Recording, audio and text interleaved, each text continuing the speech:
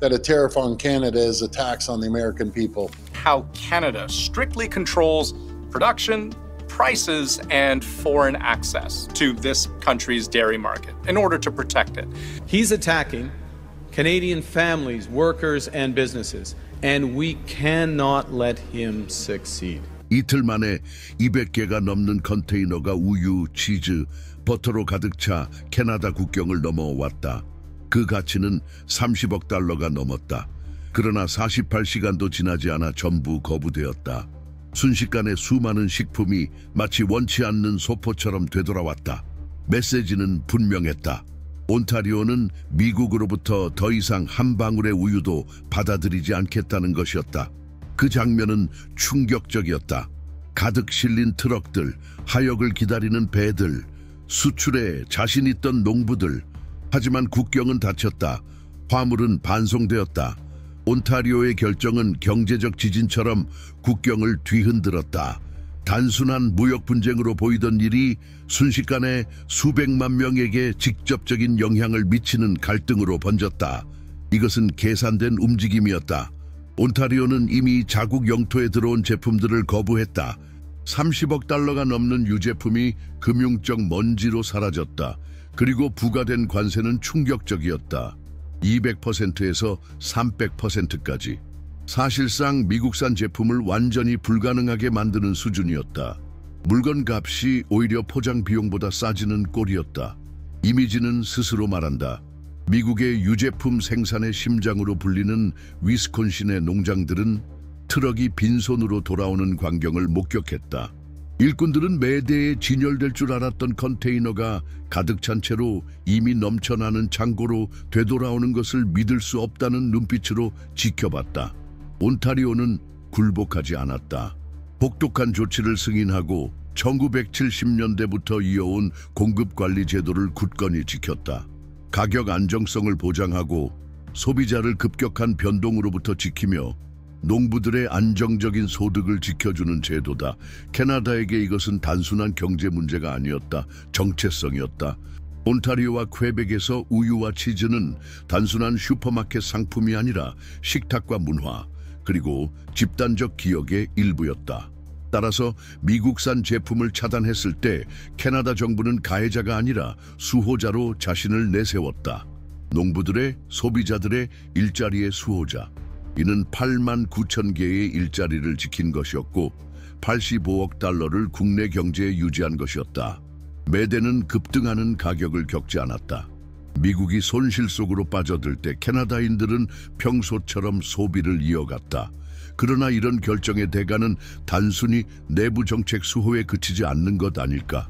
이렇게 대규모의 거부는 미국 대통령에게 보낸 정치적 메시지가 아니었을까? 질문은 꼬리를 문다.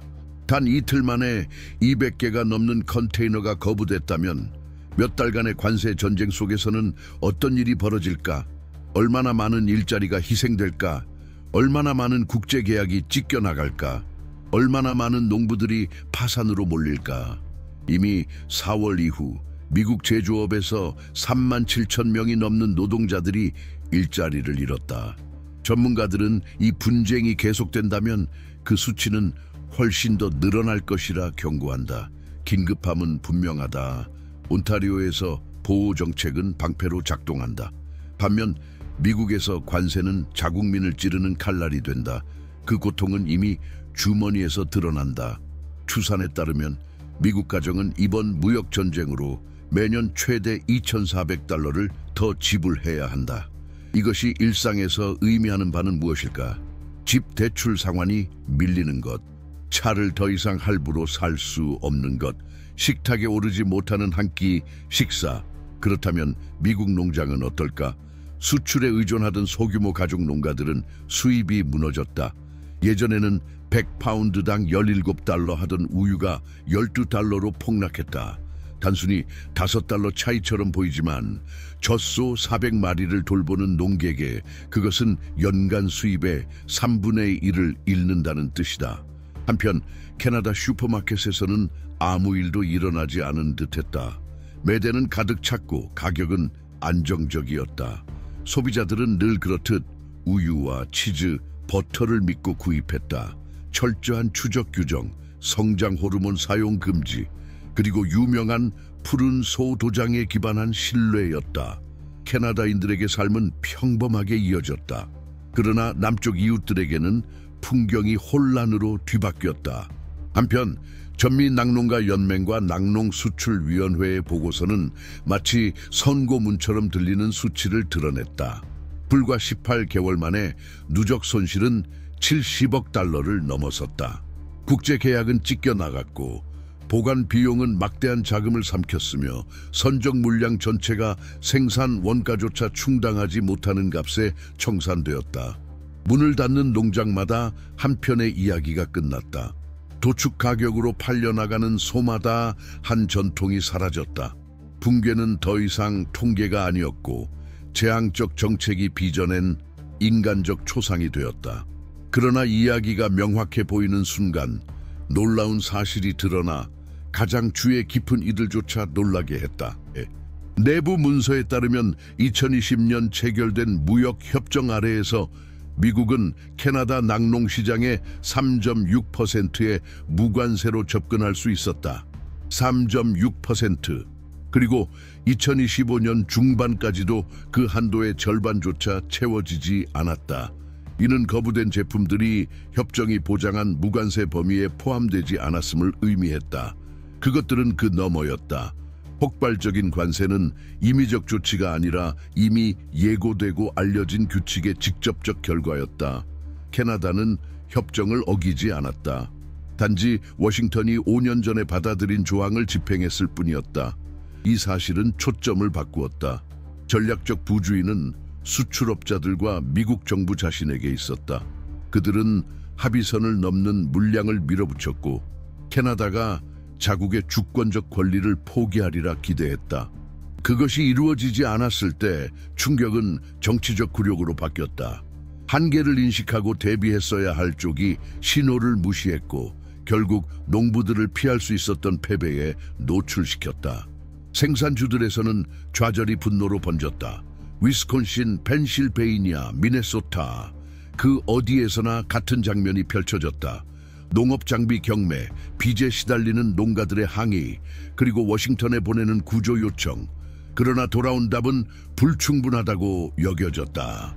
2025년 5월 발표된 8억 5천만 달러 규모의 지원 패키지는 실제 손실의 12%도 채우지 못했다. 지원금 1달러가 돌아올 때마다 9달러는 손실로 남았다. 이미 농촌에서의 황폐화가 충격적인 상황에서 미국 내부 정치에 미친 영향은 긴장을 한층 더 끌어올렸다. 농업주 대표들은 의회를 압박하기 시작했다. 공청회에서는 농부들이 소득이 20%에서 30%까지 줄어들고 갚을 수 없는 빚에 짓눌리며 아예 업을 포기하는 사례까지 증언했다. 수십 년간 미국의 회복력을 상징했던 낙농업은 이제 취약성의 사례로 떠올랐다. 국경 저편에서는 메시지가 분명했다. 캐나다의 매대는 계속 채워졌다. 우유 가격은 흔들리지 않았다. 소비자들은 자국에서 생산된 매 리터마다 엄격한 국가 통제를 거친다는 사실에 신뢰를 두었다. 미국 농장들이 연쇄 파산과 싸우는 동안 캐나다 농가들은 평소의 일상을 이어갔다. 그리고 이 대비 속에서 워싱턴의 전환점이 떠올랐다. 위기는 캐나다를 약화시키기는커녕 국가보호체제가 협상 불가하다는 서사를 강화했다. 캐나다 농가들에게 이번 사건은 공급관리 정책을 포기하는 것이 곧 이웃이 겪은 동일한 참사를 초대하는 것임을 입증하는 생생한 사례였다.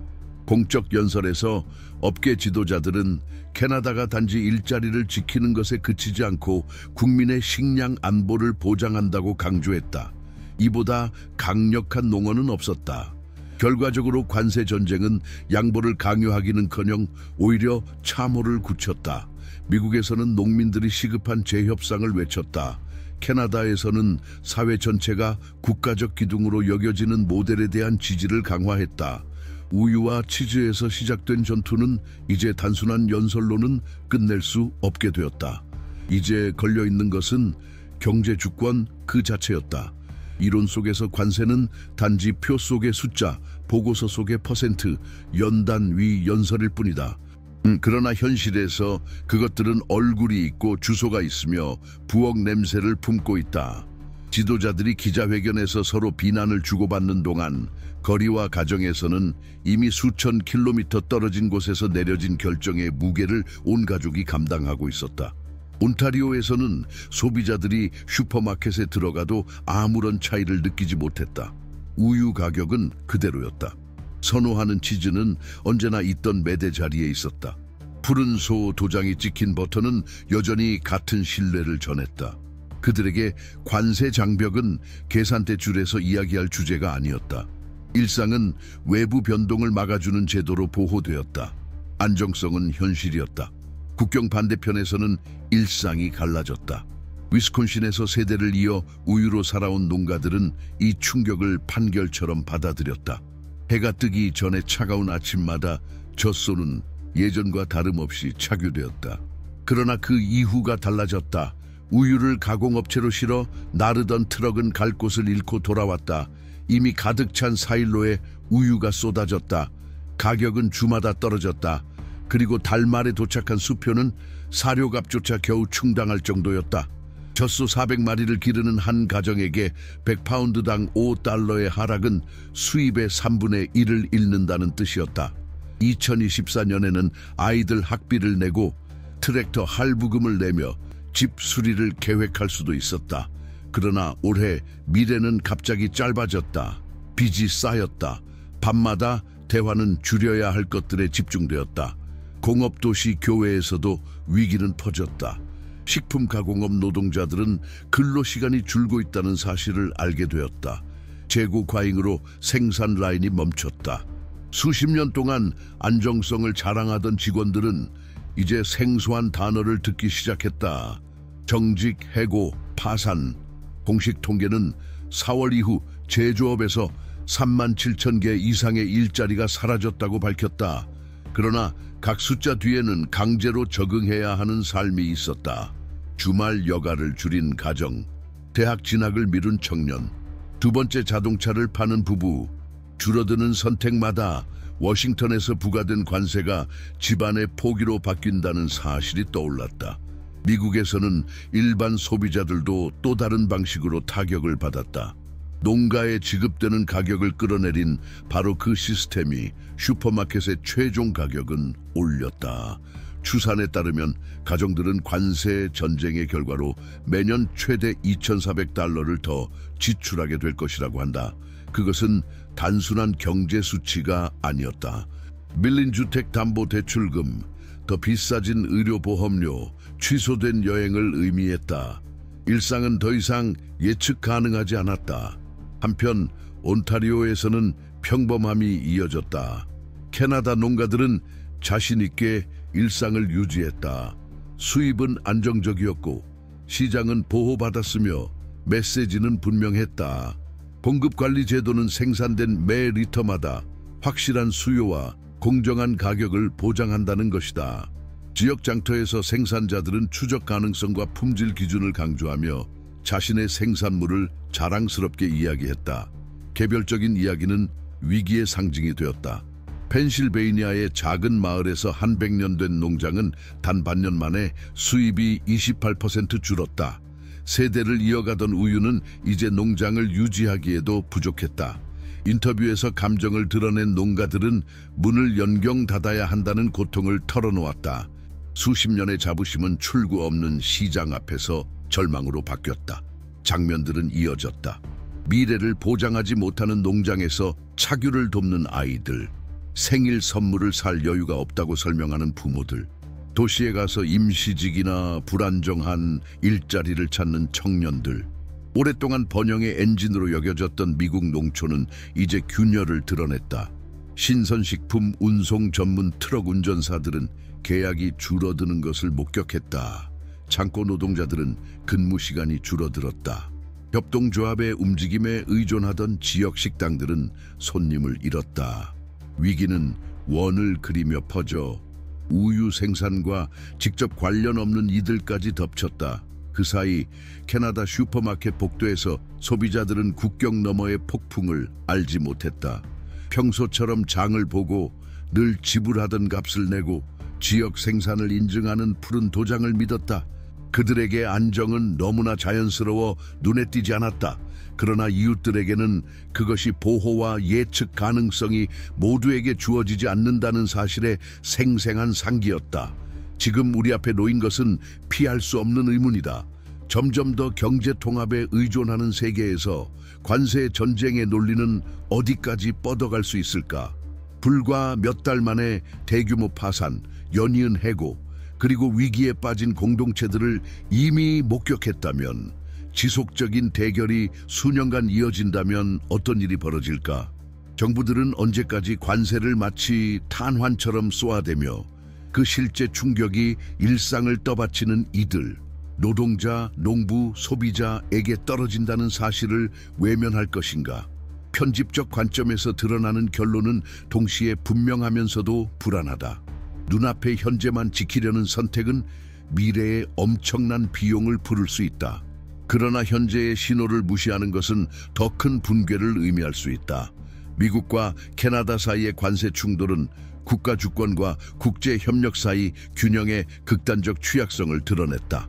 그 균형을 깨는 것은 국경을 넘어 확산되는 위기의 문을 여는 것이며, 이는 보통 사람들의 일상 속으로 스며들어 삶의 리듬을 흔들고 전망을 좀먹는다.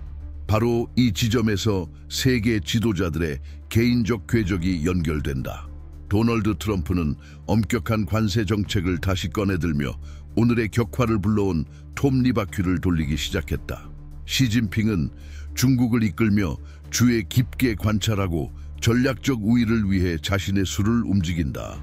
이들의 정의는 집단적 범위를 지닌 결정들과 얽혀 전 대륙에 걸쳐 수백만 명의 삶을 바꾸는 결과를 낳는다. 이를 염두에 두고 우리는 이들 대통령의 전기를 깊이 있게 탐구하며 그들의 개인적 선택이 세계의 운명에 어떻게 직접적인 영향을 미치는지 분석한 독점 이북을 제공한다. 접근 경로는 이 보도의 고정 댓글에 있다. 이 대규모 탐사가 당신에게 새로운 시각을 열어주었다면 앞으로도 함께하길 초대한다. 채널을 구독하고 좋아요를 눌러주며 댓글에 당신의 견해를 남겨달라. 당신의 참여는 이 공간을 살아 숨 쉬게 하고 세계적 흐름의 방향에 대한 논의를 더욱 힘있게 한다. 끝까지 함께해 주셔서 진심으로 감사드린다. 그리고 잊지 말라. 이 이야기는 아직 끝나지 않았다. 다음 장들은 이미 쓰이고 있으며 우리는 그 모든 세부를 전하기 위해 여기에 있을 것이다.